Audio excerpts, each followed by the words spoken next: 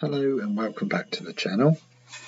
Today you find me out on another walk. I'm up at Steyning and I'm going to be taking a walk over to Chanctonbury Ring. As you're looking south there you can see Lancing Ring, what they would call a hill fort structure, and over there Cissbury Ring, another hill fort structure. If you've seen some of my previous videos on the channel, there's quite a lot of hill forts in this area, and I've featured some of those in my videos. So moved a little bit further along, again great views over Sussex, and Chanctonbury Ring is over in this direction. Thought I would go this way to the ring because I found some interesting information out about Steyning, which you can see just down there. So I'll be able to show you how close Steyning is to Chanctonbury. I think Chanctonbury has been here for a long time. They say it was made around about 800 years BC, and been used for many different types of purposes. And I dislike the term hill fort because through all of the digs that have been done at Chanctonbury, there hasn't actually been any signs of fortification. So I think the term is used because a lot of structures on the top of hills, say for example Bramber Castle, which is on the hill, it turned into a castle and was a fortification, but I don't think fort is the right name for them. We certainly don't really know what they were used for, but there's a strong indication that Chanctonbury was very spiritual.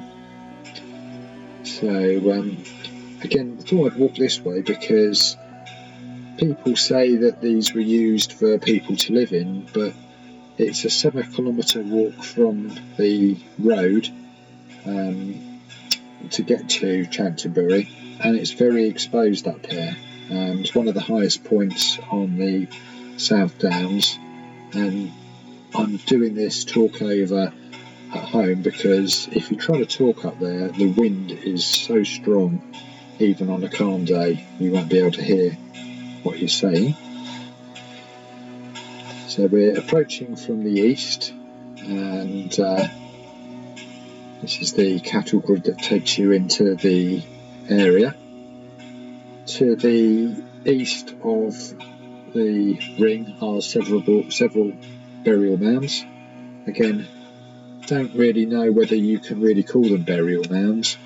They say they're burial mounds, however they have been excavated and nobody has actually found any burials in them, and the general consensus is that they were robbed, and that's why nobody can find any bits in the burial mound. However, I can't imagine grave robbers would actually be robbing the skeletons. They would be robbing the coins and jewellery and probably leaving the bones behind, but these particular ones that has been excavated, they've not found any bones in. Probably wasn't a good day to be going to Chanctonbury Ring. This was actually filmed on Halloween. Just out of convenience, I had some available time and thought I'd make my way up here. Chanctonbury Ring has been linked very strongly with the occult, and lots of weird things have been said to have happened up there. As I was approaching the ring, as you can see, I hadn't filmed a lot of footage. However, the camera completely gave up on me, so I had to make another visit back about 3 weeks later. The weather wasn't quite as good on this occasion, but I managed to bring the drone. So going back to the weird things happening up there. Supposedly EVPs have been recorded there. People doing ghost hunting have experienced paralysis. Strange wailing screams have been heard within the ring. It's supposedly haunted by different versions of ghosts. One account is of a man with his daughter up at the ring, following her, and she ran off. He ran to find her and thought she had run into the ring. When he went to follow her in, he then noticed his daughter was a bit further round the ring, and she said that thought she was being chased by him. So I don't know what he had seen. Thought I'd insert this because look at the gate. 2 X's indicates 66 in the occult, a very key number that is used in the occult. So I'm going to walk again through the ring now here, and lots of people have recorded electromagnetic activity. So I did bring a electromagnetic recorder up here. I couldn't record anything as I went through the ring. It has an alarm on it, and as you sort of walk through, it didn't go off at all. In fact, it was actually weird that I couldn't pick up any electrical activity. When I did try to fly the drone, it did, however, report to me that there was a geomagnetic anomaly in the area, and it wouldn't have let me initially take off in the drone. This is the EMF reader, and as you can see, there's absolutely nothing there. Kind of goes off pretty much all the time I'm moving it around the house, so I guess you would expect that in the middle of a field you wouldn't get any EMF. As we enter the ring, just there to the left now is one of the older trees left on the ring. Most of the trees were blown down in the storm of 1987, and it's significant that that tree and that opening in the tree is often found to have bits put into it like offerings.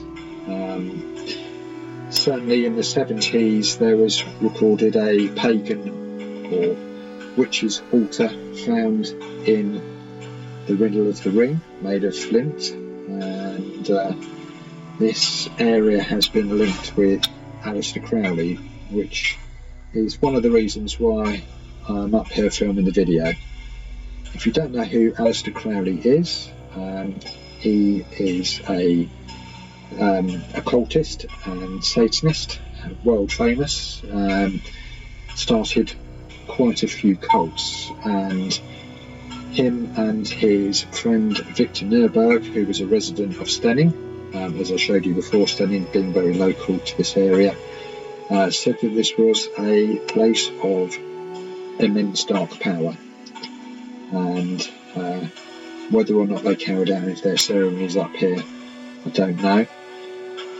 Interestingly, Brighton, which is not too far away from here, back in the 50s it's recorded that Brighton had 3 active witches' covens.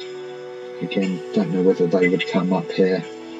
I myself am very local to this area and been aware of its occult uses since childhood, whether they be old wives' tales or not. We'll never really know.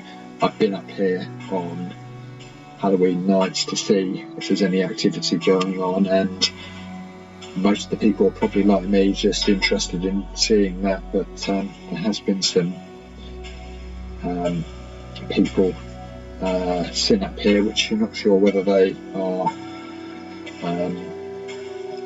carrying out some weird ceremonies or not. Just looking back there to the centre of the ring, there were 2 Romanic temples in the centre of the ring. which again, I think it points towards this being used as a spiritual feature rather than a fort. And certainly I think all of the rings around the main ring, which they call burial mounds, but they are rings. They're a ring of mud and the middle bit missing. And if you have a look in the internet regarding Michael Tellinger, he will talk about the stone circles and these rings being a constant phenomenon found all over the earth, especially where water is found. And the South Downs and the chalk are very good at holding water. In fact, nearby this feature is a well, supposedly to the west. On this day walking through here, I have to say, didn't feel very spooky. Didn't have any bad feelings about being here. I was quite happy walking through. In fact, it was a very good feeling. I think the people that have been using this for satanic purposes have moved on.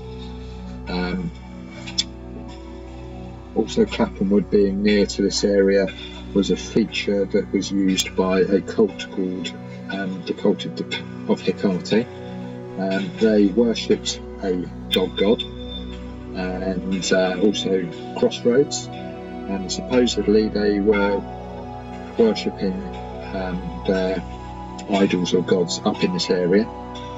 Just in the centre there to the left there's a big patch of brambles. That's where one of the Roman temples was located, and you can still see bits of pottery in there now. A local councillor was investigating this cult because people would go missing in this area, and he found out that this cult had moved from Chanctonbury to Clapham. That's a separate video in itself, Clapham Woods and what goes on in that area. But the main purpose for me coming to this area to film a video is in doing a little bit of research into Aleister Crowley and trying to find out where he was living in Steyning. I found it quite interesting looking into the history of Steyning, and the word Steyning means people of the stones. And in the church in Steyning, they found, when doing refurbishments, one of the stones for the church, when it was flipped over, there was a carving in the bottom of the stone. Looks very pagan, and looks like something that you would find in a stone circle, like at Stonehenge. And the legend of this stone is that St Cuthman removed it from somewhere high up, and Chanctonbury is somewhere high up. Interestingly, I'll do a separate video on this stone, so I'll go into a bit more details. It'll be the second video in this series, where I'll walk you down to the church, past the house that Victor Nurburg and Aleister Crowley stayed in. Found that interesting to look at whilst I was there. But just going around the outer part of the trees there, these are the older ones, beech trees. Again, sort of talking about stone circles and stones like that, stone-like structures. One of the features of the standing stones is it's believed that they direct energy out of the earth and then radiate it into the surrounding area. It's possibly why the trees were planted here by Charles Goring in 1760. Cissbury forms a supposed ley line triangle with Clapham and nearby Cissbury Hill. Thanks for watching.